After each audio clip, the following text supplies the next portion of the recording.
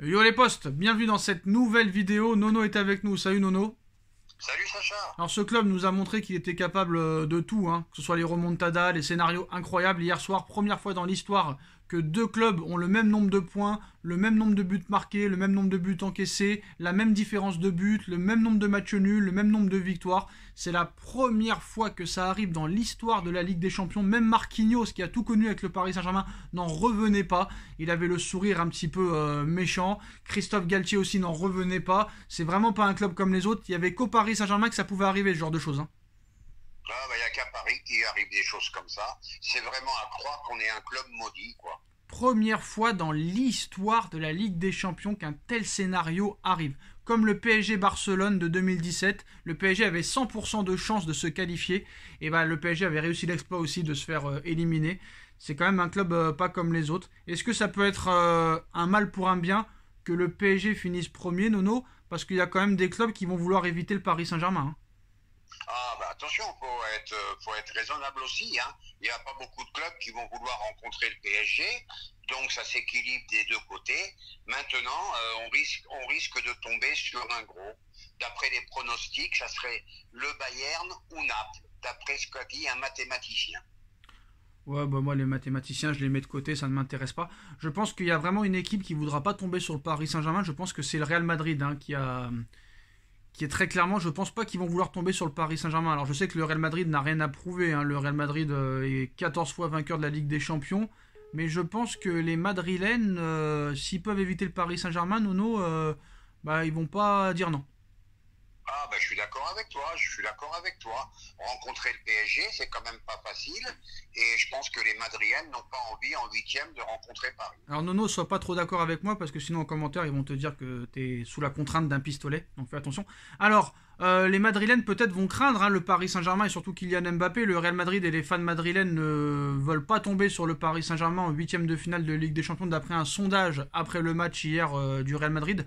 Donc ce n'est pas un échec, hein, à proprement parler pour moi, mais nul doute que du côté du PSG, on préférait terminer premier du groupe. Les hommes de Christophe Galtier devront se contenter de la deuxième place à cause d'un concours de circonstances assez défavorables et ont donc de grandes chances d'affronter un gros poisson en huitième de finale de la compétition. Alors Nono nous dira en fin de vidéo quel serait pour lui le meilleur choix. C'est pas forcément les petits clubs, hein, qu'il faudra espérer, mais quel serait le huitième de finale idéal pour le Paris Saint-Germain? Alors un tirage favorable serait Tottenham ou Porto, hein, sur le papier, même si ça reste quand même dangereux, mais le reste c'est du très lourd, hein, avec le Real Madrid, Manchester City, le Bayern de Munich, le Napoli comme potentiel adversaire. Il faudra battre tous les adversaires quand on veut aller le plus loin possible. Non, je n'ai pas de préférence, ce sont toutes de grandes équipes. Les premiers vont aussi vouloir nous éviter, confier Christophe Galtier après la rencontre. Mais si le PSG a du souci à se faire, que dire des équipes qui ont terminé en tête de leur groupe, hein, qui risquent donc de voir débarquer Mbappé, Messi et Neymar en face? Alors, du côté de Madrid, on veut ainsi éviter de retrouver les Parisiens malgré le résultat de l'an dernier. Peu de gens veulent affronter Liverpool, et encore moins le Paris Saint-Germain, la grande surprise de la phase de poule, et qui complique le parcours de clubs comme City, le Real Madrid ou Chelsea, Nono, que tu peux affronter aussi. Affronter Mbappé, Messi et Neymar en huitième est l'autre grande menace pour l'équipe d'Ancelotti, explique ainsi Marca. Rejoint par As, le PSG manque de rythme et dépend de ce que font les trois devant.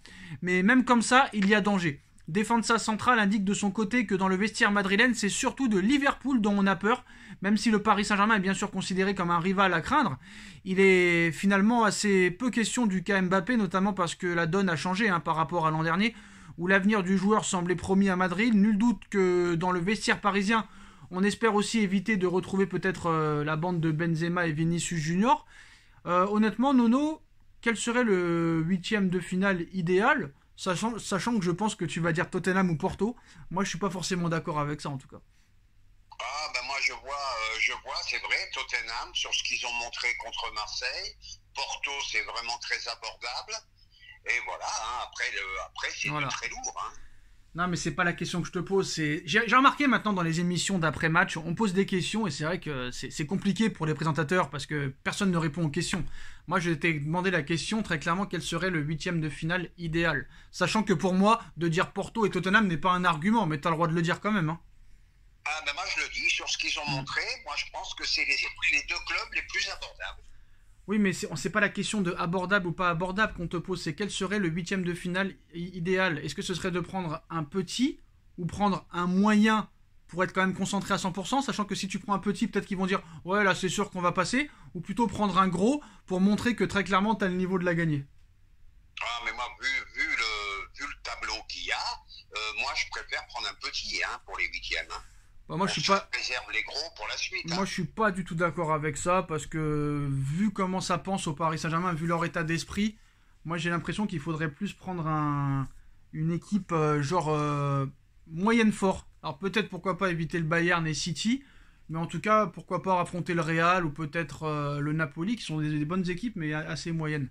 Mais moi je pense pas que Tottenham et Porto ce serait un bon tirage. Sur le papier oui, mais Bon, ce serait pas un bon tirage pour moi.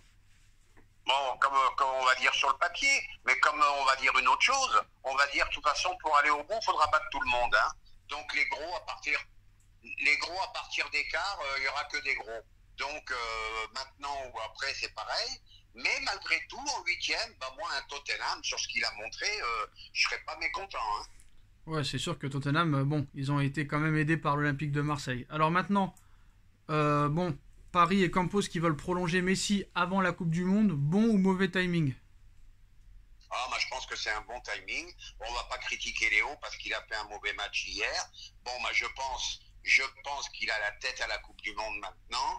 J'entends des bruits que les 2 derniers matchs il jouerait pas. Non, le dernier match, le dernier match. Il veut éviter la blessure. Le dernier Donc match. Voilà quoi. Le dernier match, pas les 2 derniers matchs. Le dernier match, d'accord. Le dernier match contre Auxerre.